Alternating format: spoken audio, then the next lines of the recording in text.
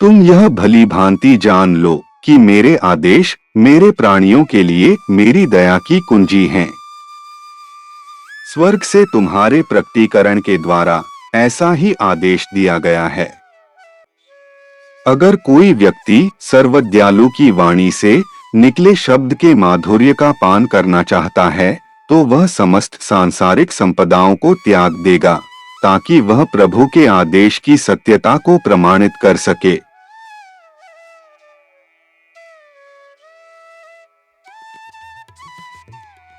इस निगूढ़ वचन में हमें यह समझाया गया है कि ईश्वर के आदेश कोई बोझ या बंधन नहीं है, बल्कि वे हमारी आत्मा के उत्थान की कुंजी हैं।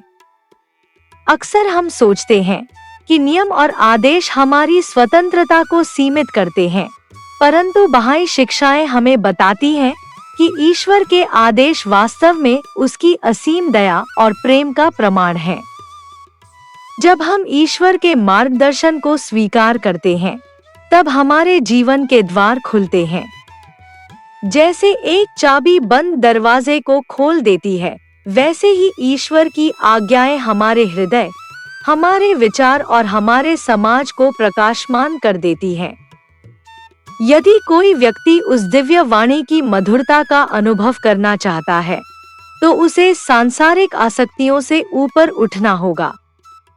इसका तात्पर्य यह नहीं कि हम संसार को त्याग दें, बल्कि यह कि हम धन, पद और प्रतिष्ठा को अपने जीवन का अंतिम लक्ष्य न बनाएं। जब मनुष्य अपने हृदय को लोभ और स्वार्थ से मुक्त करता है, तभी वह ईश्वर की आज्ञाओं की सच्चाई को अपने जीवन में प्रमाणित कर पाता है।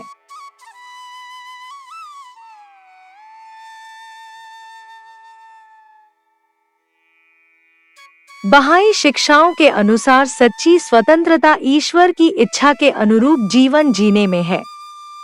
यही मार्ग हमें आंतरिक शांति, नैतिक शक्ति और समाज की सेवा के लिए प्रेरित करता है।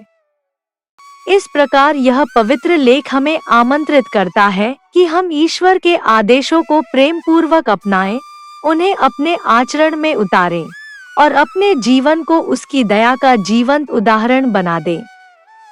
यही सच्ची भक्ति है और यही आत्मिक उन्नति का मार्ग है।